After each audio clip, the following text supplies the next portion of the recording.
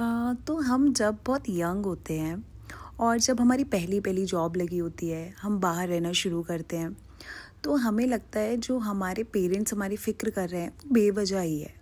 उनको बहुत ज़्यादा फ़िक्र करने की इतनी ज़रूरत ही नहीं है। हम सेफ़ हैं, हम अपना ख्याल रख सकते हैं।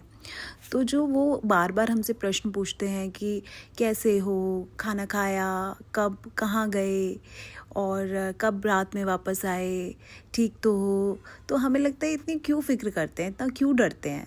तो वही सब को सोचते हुए मैंने आज की एक कविता लिखी है। और वक्त के साथ जब हम बहुत बड़े हो जाते हैं और वो सारी चीज़ें बंद हो जाती हैं, या तो टाइम ऐसा हो जाता है या फिर जो इंसान वो इतनी फ़िक्र आपकी करता है वो आपकी ज़िंदगी से चला जाता है, तो आपको कैसे वो चीज़ें आप मिस करने लगते हो।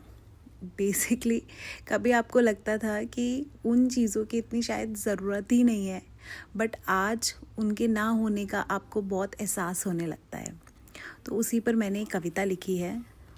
आज फादर्स डे है, तो बेसिकली कविता भी मेरे पापा के लिए ही है, उन्हीं के लिए डेडिकेटेड है। और काश मैं उन्हें ये सब कह पाती, पर आज अपनी ऑडियंस के सामने कह रही हूँ।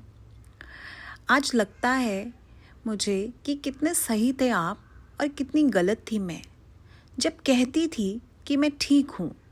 आप बेवजह ही फिक्र करते हो। अकेले शहर में मैं खुद को संभाल सकती हूँ, आप यूं ही इतना डरते हो। घर आने में अगर थोड़ी सी देर हो जाए तो आपका फ़ोन आ जाता था। आपका फ़ोन ही था जो संडे की सुबह भी मुझे नींद से उठाता था। आपका पूछना कि आज लेट तक सो रही हो, घर कब आ रही हो, खाना तो टाइम पर खा रही हो, स्कूटी तेज तो नहीं चला रही हो। याद आता है पापा अब जब कोई ये सवाल नहीं पूछता। याद आता है पापा अब जब कोई दो चार ताने सुनाकर दिल का हाल नहीं पूछता। अब मैं कहती हूँ कि मैं ठीक हूँ और आज सब उसे सच मान लेते हैं। मैं हमेशा सोचती थी कि कैसे पापा मेरी आवाज़ से ही मेरी परेशानी जान लेते हैं। आपको खूब आता था डांट लगाकर मुझे मनाना, मेरी सारी समस्याओं को पल भर में सुलझाना।